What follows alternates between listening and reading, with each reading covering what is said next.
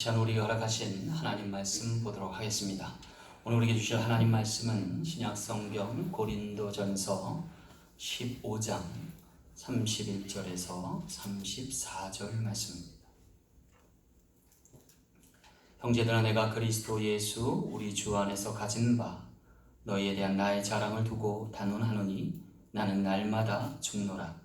내가 사람의 방법으로 에베소에서 맹수와 더불어 싸웠다면 내게 무슨 유익이 있으리요? 죽은 자가 다시 살아나지 못한다면 내일 죽을 터이니 먹고 마시자 하리라. 속지 말라. 악한 동무들은 선한 행실을 더럽히나니 깨어 의를 행하고 죄를 짓지 말라. 하나님을 알지 못하는 자가 있기로 내가 너희를 부끄럽게 하기 위하여 말하노라. 아멘. 이 시간 은혜 성가대 귀한 찬양으로 하나님께 영광 돌리겠습니다.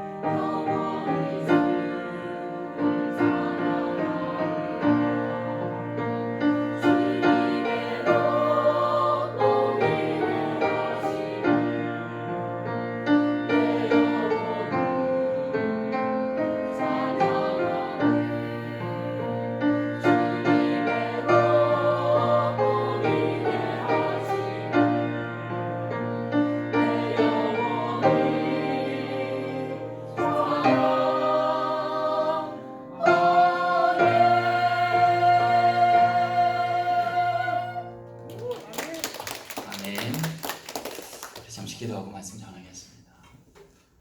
좋으신 아버지 하나님, 날마다 찬양으로 가득한 인생이 되게 하시고 주님의 말씀이 온전케 하사 어렵고 힘든 시기 가운데서도 믿음으로 승리하는 삶이 되게 하여 주옵소서. 날마다 죽고 날마다 사는 하나님의 귀한 백성 되게 하사 거듭남 심령으로 주를 찬미하는 인생이 되게 하옵소서. 오늘도 말씀으로 지혜 주시고 생명 얻기를 소망할 때 걸어가신 예수님 이름으로 간절히 기도하옵나이다. 아멘. 할렐루야. 알렉산더 대제의 아버지로 유명한 필립 왕이라는 분이 계셨어요. 이분이 펠레폰네스 전쟁을 통해서 도시국가였던 그리스를 통합하고 거대한 제국을 이루게 되었습니다. 그가 통일한 후에 한 가지 독특한 일들을 시행했는데 그것은 한 신하로 하여금 매일 아침 자기에게 나와서 다음과 같이 고변하도록 명한 것입니다. 그 신하가 나와서 왕을 깨우면서 했던 문장이 하나 있는데 그게 뭐냐면 Remember that you must die 라고 하는 뜻입니다.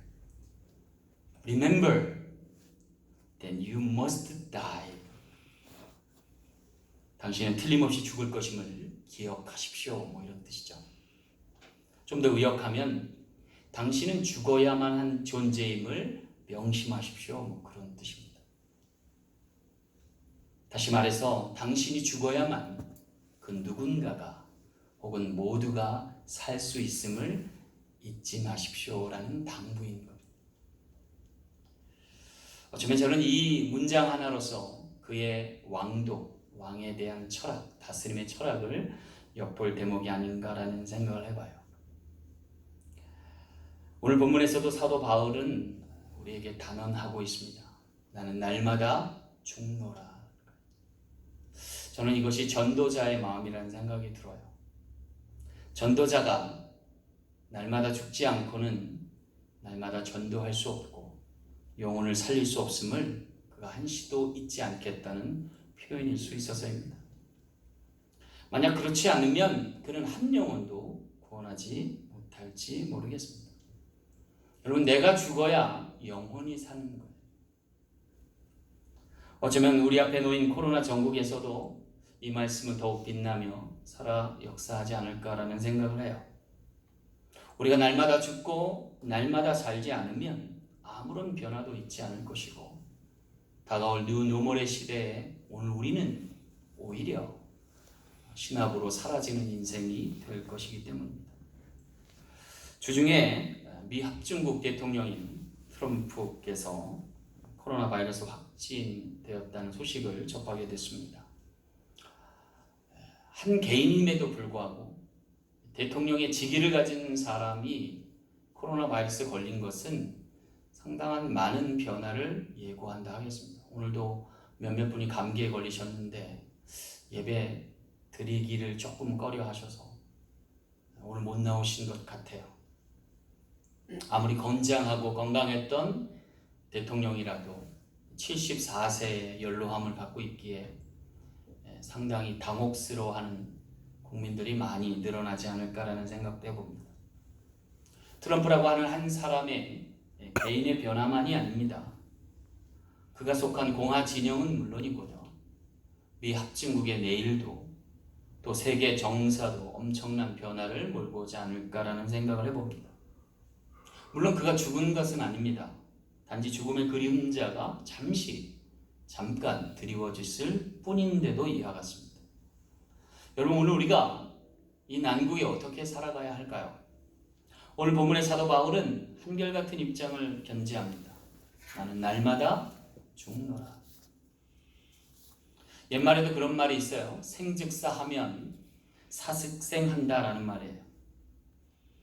내가 살고자 하면 죽을 것이고 죽고자 하면 산다라는 말이죠. 그러나 기독교의 신앙의 고백은 이보다 한층 더 깊어요. 한층 더 강해요. 그것은 바로 죽으면 죽으리라. 그래서 오늘 사도 바울의 이 나는 날마다 죽노라라고 하는 것이 오늘 우리의 모든 생명을 하나님께 의탁하고 주어진 삶의 하루하루를 사는 것을 의미하는 것을 배우게 됩니다. 여러분, 나는 날마다 죽노라는 다윗의 고백처럼 오늘 우리의 삶도 그와 같아야 하지 않을까. 날마다 죽고 날마다 사는 인생으로 말미암아 오늘 우리가 거듭나야 하지 않을까. 다시 한번 새겨보면서 우리 난국을 살아가는 지혜를 얻는 우리 모두 되길 간절히 소망합니다. 자, 그렇다면 다가올 뉴노멀의 시대, 하나님께서 오늘 우리에게 요구하시는 삶의 변화는 무엇인지, 어떻게 사는 것이 잘 사는 것인지 오늘 말씀을 통해서 가늠하는 복된 시간 되어지길 간절히 소망합니다. 첫 번째 변화는요, 날마다 죽고 날마다 사는 삶입니다. 오늘 31절 말씀 함께 보겠습니다. 형제들아, 내가 그리스도 예수 우리 주 안에서 가진 바 너희에 대한 나의 자랑을 두고 단언하노니 나는 날마다 죽노라 했습니다. 여기 사도 바울은요 31절 후에 나는 날마다 죽노라고 고백해요. 무슨 뜻인가요? 쉽게 말해서 내가 언제 죽을지 모른다는 거예요. 마치 오늘 있다가 내일 아궁이에 던져질 들풀과 다름없음을 고백하는 거죠. 그것은 그만큼 그가 불확실성 속에 놓여 있다는 거죠. 오늘 우리의 시대도 불확실성의 연속이 아닐까라는 생각이에요. 불확실한 내일, 불확실한 오늘 우리의 생명, 코로나 바이러스가 안겨준 귀한 깨달음과 교훈이 아닐까 싶습니다. 여러분, 이 불확실성의 시대 가운데 확실한 거 하나 있어요. 그것은 우리 모두가 죽는다는 것입니다. 아무리 좋은 음식을 먹고 규칙적으로 운동을 하고 최고의 진료를 받아도 죽을 사람은 다 죽게 돼 있다라고 하는 것이죠. 여러분, 인간은 살아있다 하지만 그 누구나 죽을 수밖에 없는 운명을 갖고 있다라고 하는 것입니다. 그럼 이것이 뭘 의미하나요? 결론적으로 이 땅에 소망을 두어서는 안 된다는 거예요. 왜냐하면 이 땅은 지나갈 곳이지 영원히 머무를 곳이 아니기 때문입니다. 그런 의미에서 나는 날마다 죽노라 하는 이 말씀은요, 오늘 우리에게 의미심장하게 다가옵니다. 왜냐하면 여기서는 죽지만 저 세계에서는 다시 살 것일 수 있기 때문입니다. 따라서 내가 날마다 죽노라는 이 고백은 반대로 얘기하면 나는 날마다 산다라고 하는 의미가 될 수 있었습니다. 그런데 중요한 것은 어떻게 사느냐예요. 그렇죠? 사도 바울은 여기서 단언합니다. 나는 날마다 죽노라. 그에 대한 근거를 오늘 31절 말씀에 제시해요. 내가 그리스도 예수 우리 주 안에서 가진 바 그것으로 산다. 바로 예수 그리스도 안에 가진 담대함으로 그의 생명과 부활로 산다라고 말하는 것입니다. 그것을 위해서 오늘 나는 죽는다라고 하는 말과도 같은 의미입니다. 죽음의 그림자가 들어진 로마 박해의 현장 가운데서 그는 단호하고 담대하게 자신이 죽어 그리스도로 살 것을 명시하고 있는 것. 그가 그렇게까지 이야기할 수 있는 이유는 그가 삶의 이유를 찾았기 때문이에요. 그리고 그 삶의 이유가 내가 아니라 그리스도 예수다라는 것을 명료하기 때문이었습니다. 여러분, 삶의 이유를 찾은 사람은요, 죽음에 두렵지 않습니다. 자신이 왜 살아갈지를 아는 사람은요, 죽음도 불사할 수 있는 것입니다. 그때야 비로소 자신을 부인할 수 있고 자기 십자가도 마다하지 않고 주님을 따를 수 있는 삶이 되는 것이죠. 그런 자의 삶은 오늘 죽어도 여한이 없는 거예요. 그렇기 때문에 나는 날마다 죽노라라고 말할 수 있는 거죠. 예수님 아닌 것은 의미 없는 사람들, 오히려 예수님 안에 이미 죽고 자신은 없는 사람들, 예수로만 다시 사는 사람들의 인생은 그와 같을 수 있다는 거죠. 나로 살지 않고 주로 사는 삶인 것입니다. 그런 자에게는 내 이름은 더 중요하지 않아요. 주님의 이름이 중요해요. 주님이 영화롭게 되는 것이 가장 우선하는 일이 될 것입니다. 근데 여러분 어떠세요? 이런 얘기가 좀 낯설게 들리지 않으세요?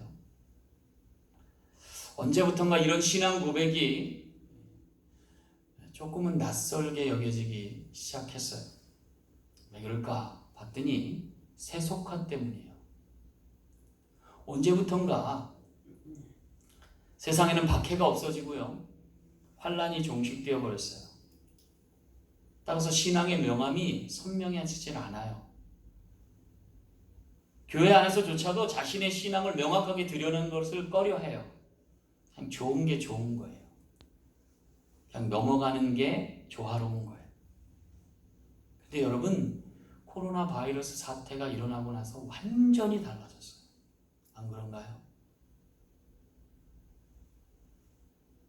여러분, 이 사태가요, 여러분, 우리가 주목해야 돼요. 왜냐하면 신앙의 명암을 갈라요.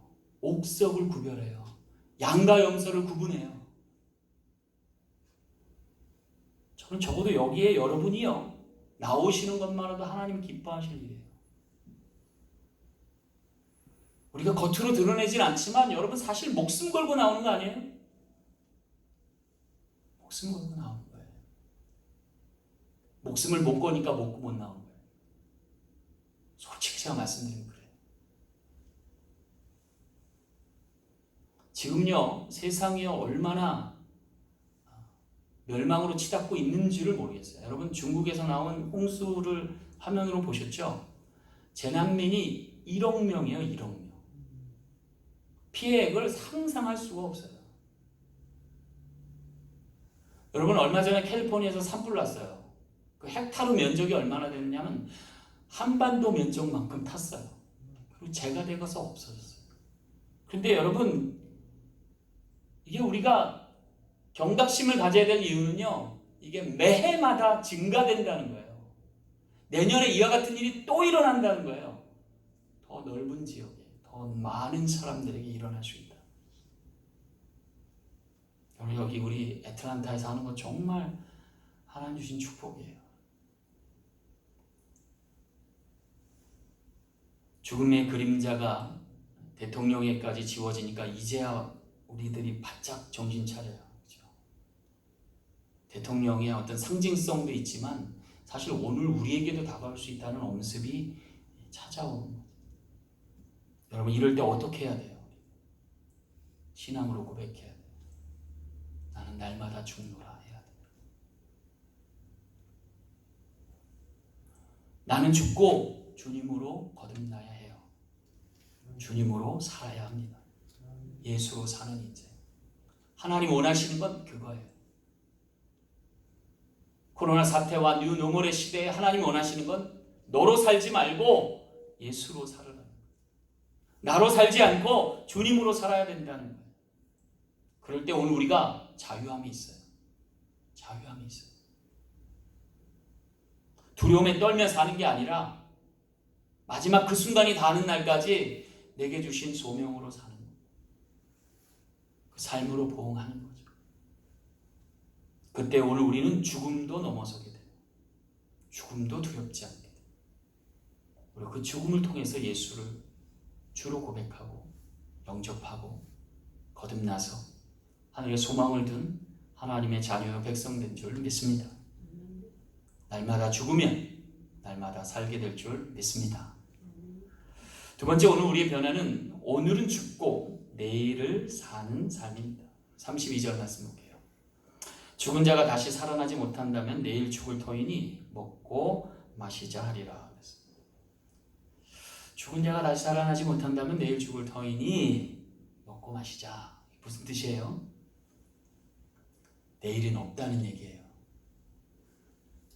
그러니까 오늘만 살자는 거죠. 그러니 자기 마음대로, 네 멋대로 살라는 거예요.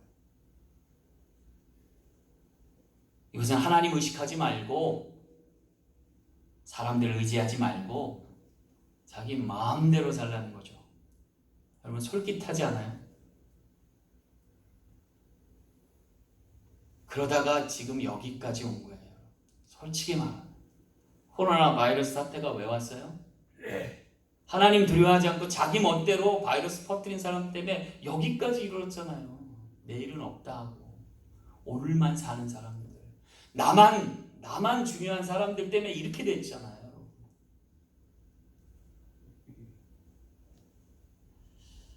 요사이에 여러분 유행하는 게 뭐냐면 버킷리스트라고 하는 게 유명해요. 버킷리스트가 뭐예요?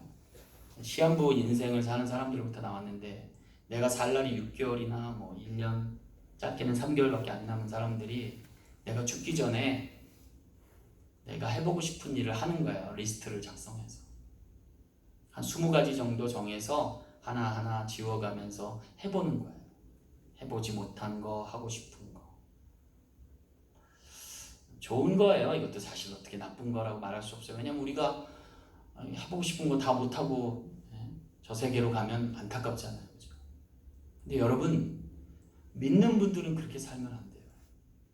왠지 아세요? 천국 가면 아무것도 할 게 없어서 그래. 여러분 안 그래요? 내가 하고 싶은 거 이 땅에서 다 하면 천국 가서 뭐 하실 거예요 도대체? 아마 천국도 가서도 그럴 거야. 아 여기 심심하네. 별로 있을 것이 못 되네. 더 좋은 곳은 없나? 뭐 이런 상상하지 않겠어요? 여러분 버킷리스트란 죽은 자의 부활도 없고 천국의 소망도 없는 사람들이 이 땅에서 꼭 해야 될 일이에요. 왜냐하면 지옥 가면 못할 일이거든. 그러니까 여기서 해봐야 되는 거잖아. 버킷리스트 다 하고 가는 것이 결코 부러운 일이 아니라는 거예요. 속상할 일이죠 그것은. 오늘 사도 바울이 뭐라 그래요? 죽은 자가 다시 살아나지 못한다면 내일 죽을 터니 먹어라 마셔라 하는 거예요. 부어라 마셔라. 오늘 죽자. 그리고 내일 깨면 어때요? 아 머리만 아프죠. 골 때리잖아요. 그죠? 그 뒷감당이 더 후폭풍이죠. 오늘 우리가요 삶을 살아감에 있어서 명확히 할 게 참 많아요. 특별히 하나님의 말씀을 명확히 해야 돼요. 그리고 그 말씀대로 지키며 살아가야 해요. 아마 말씀대로 살았다면 이 코로나 바이러스 사태는 안 왔을 거예요. 자기 마음대로 사니까 여기까지 이르게 되는 거죠. 오늘 우리에게 경각시켜 주시는 거예요. 여러분 태초에는요 인간이 낙원에 살았다니까요.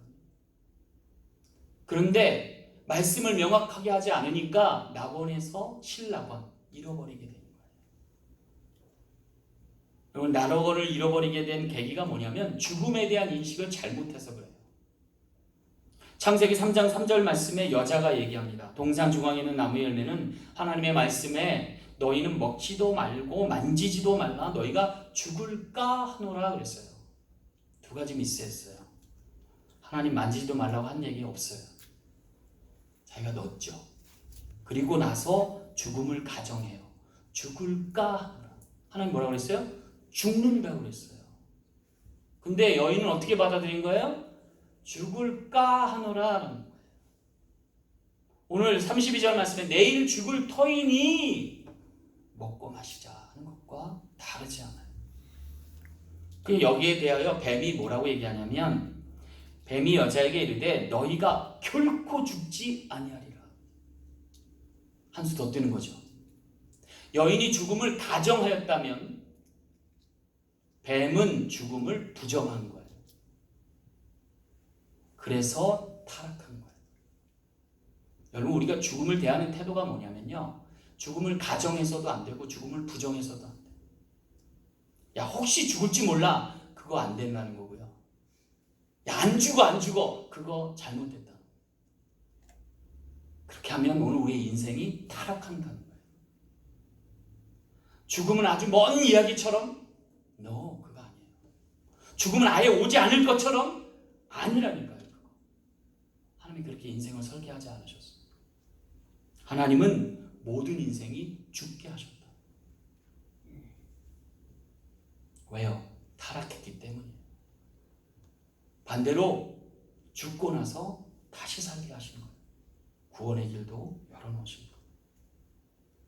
그럼 여러분 우리가 어떻게 살아야 돼요? 죽고 살아야 돼요. 그리고 죽어 살아야 돼요.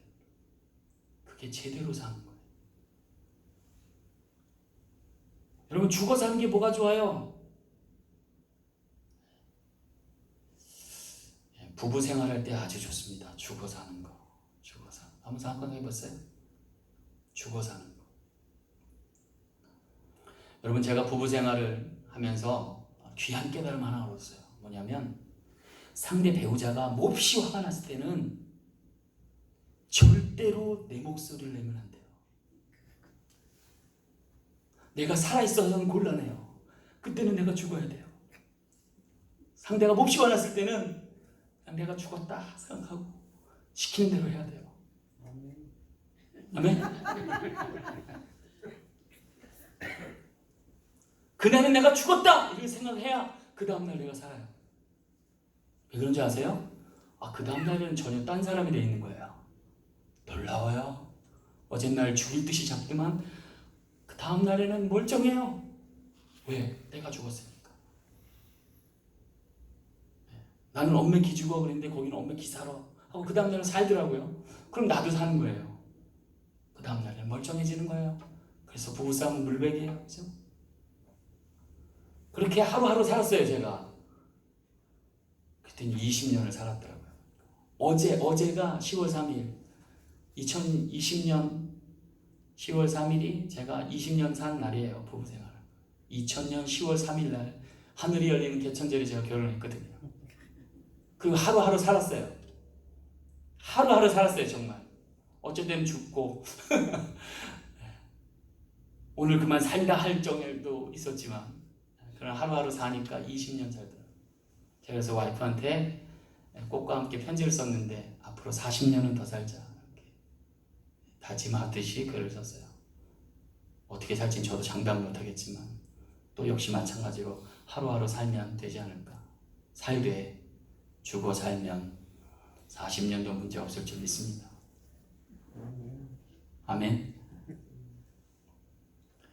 여기 저보다 더 오래 더 아름답게 사신 커플들이 많은데 둘 중에 하나만 죽어도 살 수 있어요. 근데 둘 다 죽으면 행복하게 살 수 있어요. 할렐루야. 서로 죽으면 서로 사랑하면 정말 행복하게 살 수 있어요. 중요한 깨달음이 있어요. 주님과도 마찬가지. 주님과도 그렇게 하루하루 살면 영원히 살 수도 있다니까요. 근데 더 큰 은혜는 주님이 나를 위해 죽어주신다니까요. 주님이 나를 사랑하셔서 죽어주신다니까요. 야, 너 원하는 대로 해봐. 나는 괜찮아. 너 살고 싶은 대로 살아봐. 괜찮아. 나 믿고 살아. 너가 어떠한 것을 해도 내가 있잖아 라고 주님이 오늘 우리에게 힘 주시는 거예요. 그래서 오늘 우리가 하루하루 사는 거예요. 그 사랑이 느껴지면 그 다음부터 나는 죽을 수 있어요. 그래서 사도 바울이 나는 날마다 죽노라. 그래서 오늘은 죽고 내일은 사는 삶. 그를 통해서 영원한 삶도 가능한 오늘 우리 인생 되길 간절히 소망합니다.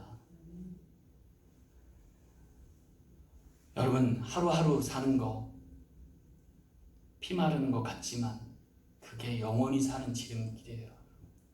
오래 사는 지름길. 찬송 중에 그런 찬송이 있어요. 우리 죄 위에 죽으신 주 십자가 그 사랑 감사하네. 날마다 주의 형상대로 변화되리. 십자가 우리를 새롭게 하네. 놀라운 사랑 찬양하리.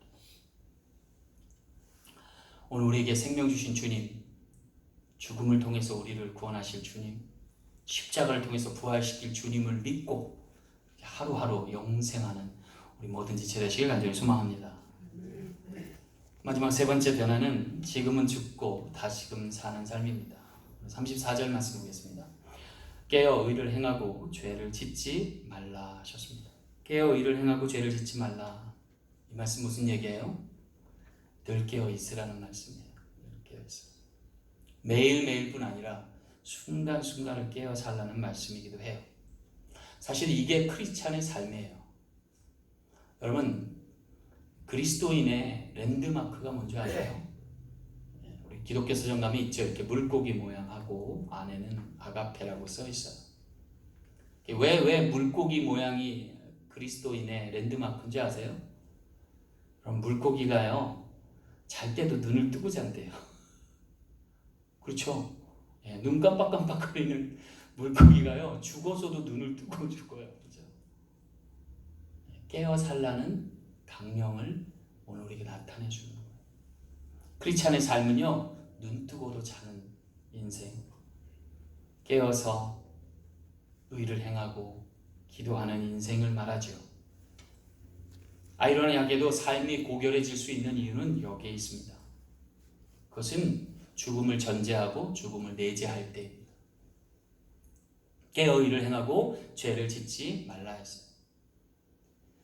깨어 의를 행하고 죄를 짓지 말라. 예수님께서 가늠한 여인에게 하신 말씀과 비슷해요. 나도 너를 정죄하지 않으니 다시는 이와 같은 죄를 범치 말라 하셨기 때문이에요. 그러면 이 말씀이 힘있고 감동 있는 이유는 뭐예요? 그건 예수님이 자신의 목숨을 담보해서 전했기 때문이에요.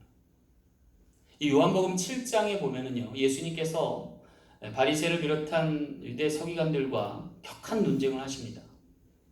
그때 바리새인들이 예수님을 잡으려고 할 때 예수님이 가까스로 피해 가셨다가 한참 진정된 다음에 요한복음 8장에 가면 다시 성전에 올라오시는데, 그때 예수님을 죽이려고 하는 시도가 이 가늠한 여인을 붙들고 와서 예수님을 시험하는 장면이 나오죠.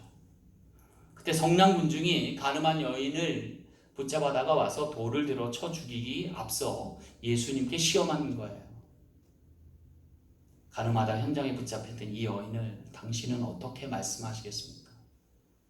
그때 예수님이 뭐라고 그러세요? 너희 중에 죄 없는 자가 먼저 돌로 치라고 말씀하시죠. 거기에 예수님은요, 목숨을 건 거예요. 만약 사람들이 양심에 찔림이 없었다면 그 돌덩이를 오히려 예수님께 먼저 던질 수도 있었기 때문입니다. 예수님의 단어는 나는 죽노라 하고 말씀하신 거예요. 여기서 죽어도 좋다라고 생명을 그녀에게 건 거예요. 그리고 나서 위기를 모면하고 나서 예수님이 그녀에게 다시는 이와 같은 죄를 범치 말라고 하시는 거예요. 여러분, 모르긴 몰라도 이 가늠한 여인은 그 다음부터 그와 같은 죄를 짓지 않았을 것으로 보여요.